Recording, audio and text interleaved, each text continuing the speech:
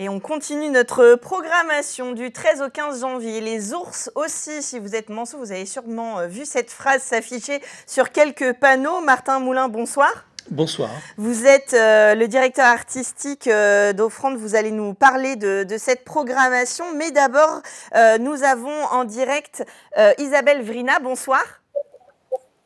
Bonsoir Chloé. Euh, Écoutez, merci de m'inviter, et d'autant que j'étais très ravie d'entendre Françoise Petrovitch, parce que j'ai découvert son œuvre à Paris il y a une quinzaine de jours à la bibliothèque François Mitterrand, et de pouvoir continuer l'exploration d'un monde aussi personnel qu'elle nous présente au Quinconce, c'est extrêmement, extrêmement intéressant.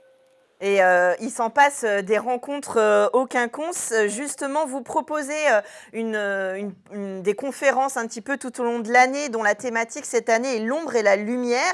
Elle se passe au cinéma Pathé, place des Jacobins. La prochaine date, c'est le 10 janvier prochain sur le Caravage. Qu'est-ce qu'on va pouvoir découvrir lors de ces conférences? Comment ça se passe? Quelle est la proposition que vous faites? Alors, ces conférences ont lieu une fois par mois. Ça fait déjà maintenant à peu près 13 ans que je présente ces conférences aux membres. Elles sont ouvertes à tout public.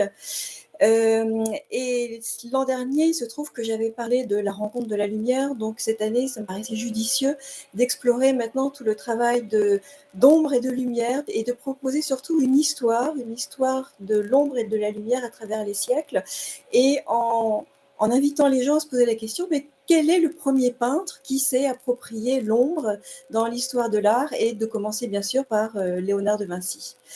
Et chaque mois, on suit la chronologie. Voilà, donc là, vous apercevez ce magnifique Saint-Jean-Baptiste de Léonard de Vinci, où on a vraiment cette très belle conquête à partir de ce tableau qui montre Saint Jean-Baptiste qui pointe le doigt vers la lumière divine qui émerge à travers cette ombre extrêmement forte ici, qui couvre l'ensemble du tableau à travers tout ce travail de glacis.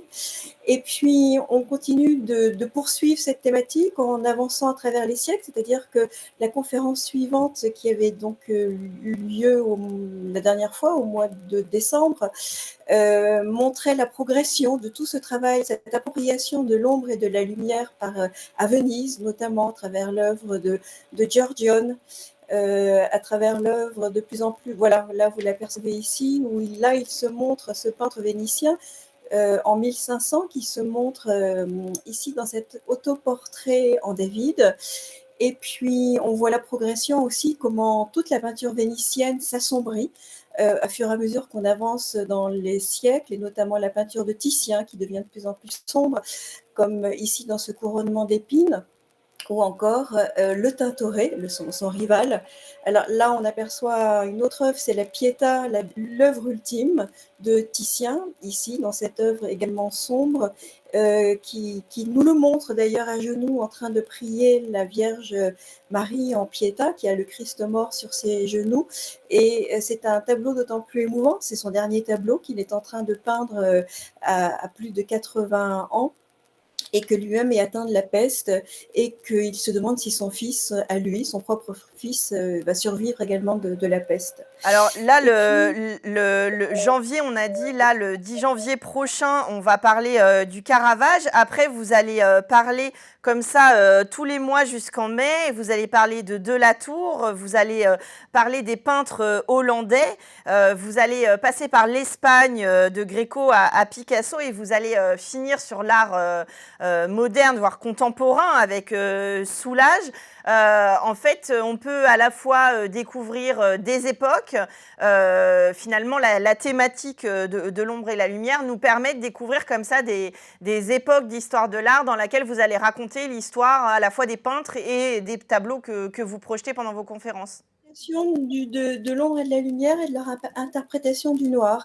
Et à la fois, si vous voulez, on suit une époque, et puis on suit également l'évolution de cette interprétation de l'ombre et de la lumière à travers les temps, et de voir progressivement des significations qui d'abord était religieuse, comme on le verra bien sûr avec le Caravage la semaine prochaine, qui apporte par ce clair-obscur extrêmement puissant sa propre interprétation du sacré.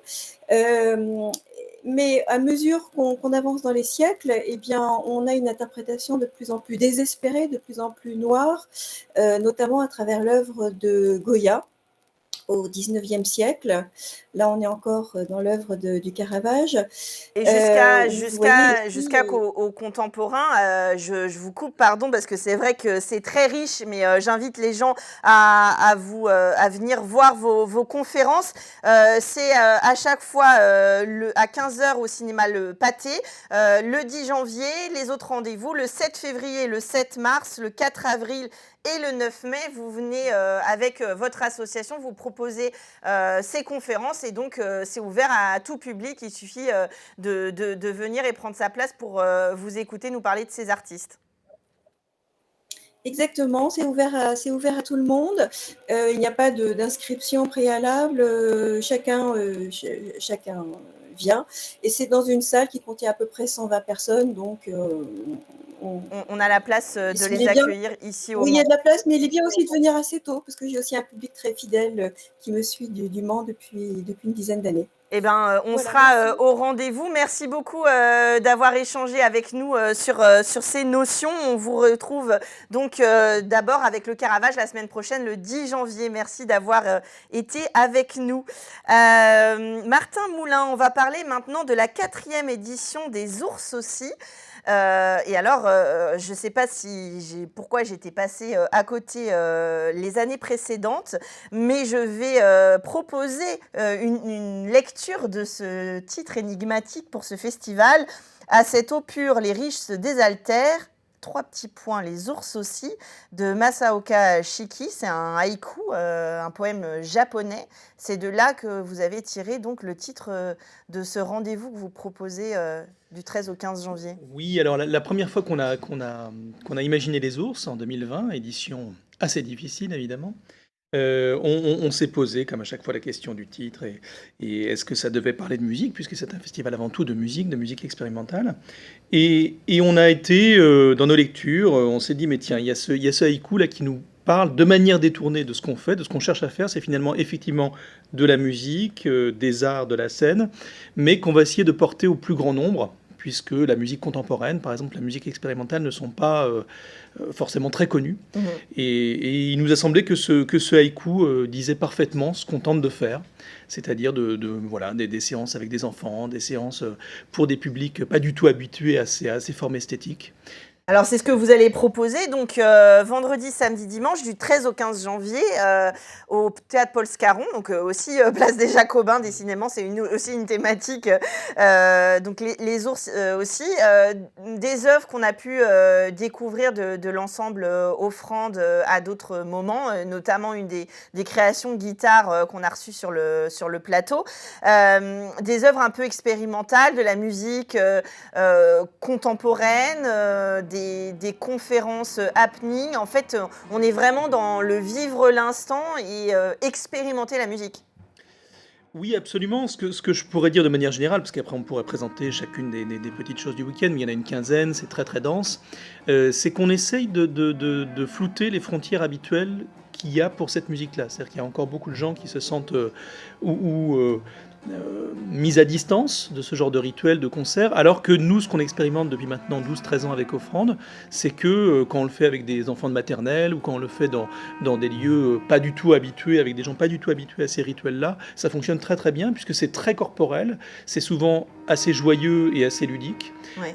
On voit derrière vous, par exemple, une image de mon livre de madrigaux qu'on avait donné au Moulin de Paillard, et on voit là que les chanteurs se contentent pas de chanter, donc c'est évidemment un concert avec des voix, mais il y a aussi tout un travail corporel qui accompagne et qui permet à l'œil d'écouter, à l'oreille de voir, donc il y a tout ce jeu-là, et qui fait que ça se confirme fièvre après fièvre, puisqu'on a notre rituel à nous du samedi matin, depuis bien longtemps, 12 ans à la Fonderie, et on vérifie à chaque fois que les enfants, notamment, et les tout petits, aiment énormément ce genre de rendez-vous. Alors justement, c'est des rendez-vous où il y a un rapport, j'allais dire charnel, en tout cas du corps à l'instrument aussi, parce que c'est écouter des instruments, comme je le dis souvent, sortez, allez les voir sur scène, allez découvrir ces instruments, voir quel son sort de ces instruments, comment on en joue et comment on en joue aujourd'hui, vous. Et justement, vous le disiez, si on doit donner un rendez-vous le samedi 14 à 11 h, vous proposez justement d'aller à la rencontre de ce jeune public. Donc on peut y aller avec des tout petits et des petits pour leur faire découvrir ces sonorités, ces instruments, ce spectacle et ça permet peut-être à certains adultes un petit peu timides de faire aussi le premier pas vers cette découverte. Tout à fait. Au cœur de notre week-end, il y a une fièvre spéciale, une fièvre du samedi matin jeune public, avec un percussionniste et une chanteuse de Saint-Nazaire, et qui vont faire une forme qui s'appelle Tempus 1, qui dure à peu près une demi-heure, et dans laquelle, a priori, tous les enfants et les grands devraient s'y retrouver. C'est quelque chose, effectivement, vous avez utilisé ce mot charnel, mais c'est très sensuel, c'est très sensoriel, le toucher des matériaux, des instruments. Il y a quelque chose qui est à la fois contemplatif et joueur, et je pense que tout le monde peut vraiment s'y retrouver. C'est un peu les arts vivants, quand on dit voilà, il faut aller voir le spectacle, l'art vivant, parce que vous vivez aussi sur scène en dehors de faire votre métier. Ce sont des hommes et des femmes qui jouent des instruments qui eux-mêmes évoluent dans le temps et avec le temps. Les ours aussi, en tout cas, il y a donc une vaste programmation avec des concerts, performances, conférences, des rencontres, on va dire. Une rencontre avec cette musique expérimentale et l'ensemble Offrande. Si vous n'avez pas été à la Fonderie, rendez-vous les 13, 14 et 15 janvier au théâtre Paul Scarron. On peut réserver à l'avance. Tout à fait. On a choisi, comme d'habitude, et en lien avec notre haïku préféré, de faire des tarifs très très très bas. Donc on a des passes à la journée qui doivent être à 10 €, des passes pour tout le week-end encore moins cher pour la journée. Voilà, donc ça reste accessible, on peut y aller en famille et on espère le public le plus nombreux pour redécouvrir l'ensemble Offrande, notamment avec ce festival. Les ours aussi, merci d'être venus nous en parler sur le plateau de cette proposition. Et nous, on finit en peinture tout de suite dans Culturel.